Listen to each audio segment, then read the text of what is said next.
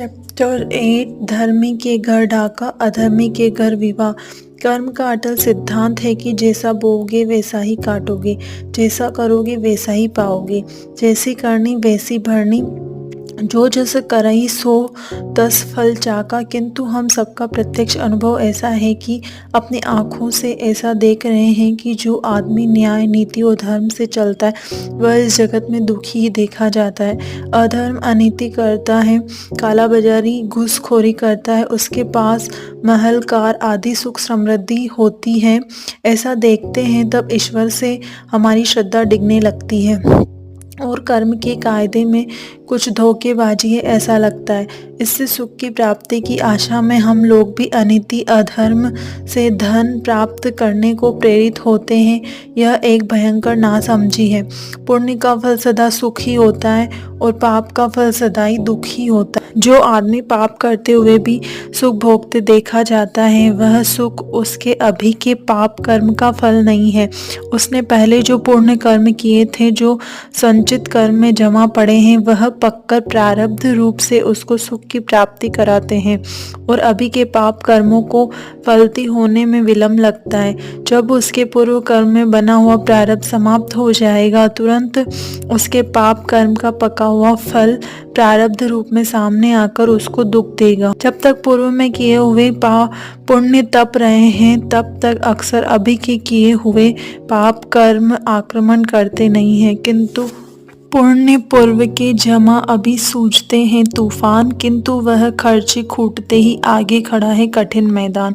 जीव मान मान रे मान, अभी भी क्यों नहीं आई सान। कबीर तेरे पुण्य का जब तक है भंडार, तब तक अवगुण माफ है, करो गुनाह हजार। जब भी अभी न्याय नीति से चलने वाला आदमी कदापि दुख भोगते हुए दिखाई पड़ रहा है, उसका अभी का सुख उसके पूर्व में किए हुए पाप कर्म संचित कर्मों में जमा थे, जो परिपक्व होकर प्रारब्ध रूप से सामने आकर खड़े हो गए हैं। परिणामतः उसको दुख भोगना पड़ रहा है। अभी किए हुए न्याय रीति से किए हुए शुभ कर्म समय पाकर पक जाएंगे, तब वे सुख के स्वरूप में प्रारब्ध रूप से आकर उसको अवश्य मिलेंगे ही। इसलिए उसे कर्म के कायदे से श्रद्धा हटाकर न्याय नीति छोड़कर अनर्थ का अनीति का आचरण नहीं करना चाहिए।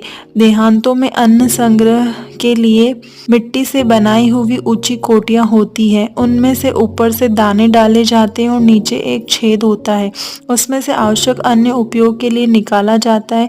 आपकी कोटी में गेहूं भरे हुए हैं और मेरे कोठार में कोदो, एक साधारण कोटि का अन्न भरा हुआ है।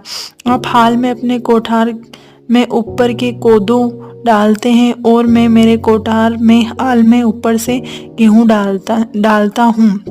जब तक मेरे कोठार से संपूर्ण रूप से कोदो समाप्त नहीं होता तब तक कोठार के नीचे के छेद में से कोदो ही निकलेगा, किंतु मुझे घबराने की आवश्यकता नहीं है।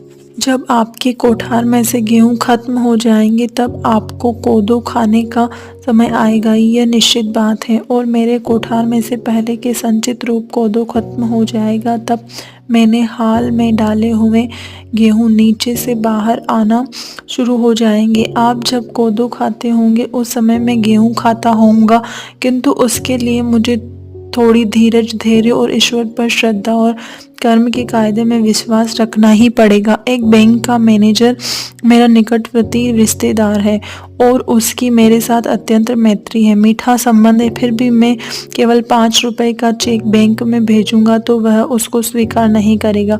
आपको उसे बैंक मैनेजर के साथ सख्त दुश्मनी होने पर भी आपका 1000 रुपए का चेक भी वह स्वीकार करेगा, क्योंकि मेरे पास बैंक में मेरे अकाउंट में संचित बैलेंस में कुछ भी नहीं है। जब आपके अकाउंट में बड़ी रकम संचित बैलेंस में पड़ी है, इसलिए मुझे बैंक के मैनेजर पर नाराज होने की आवश्यकता नहीं है, किंतु मुझे सतर्क रहकर मेरे पुण्य कर्मों को संचित कर्म में जमा करने का सतत प्रयत्न करना चाहिए।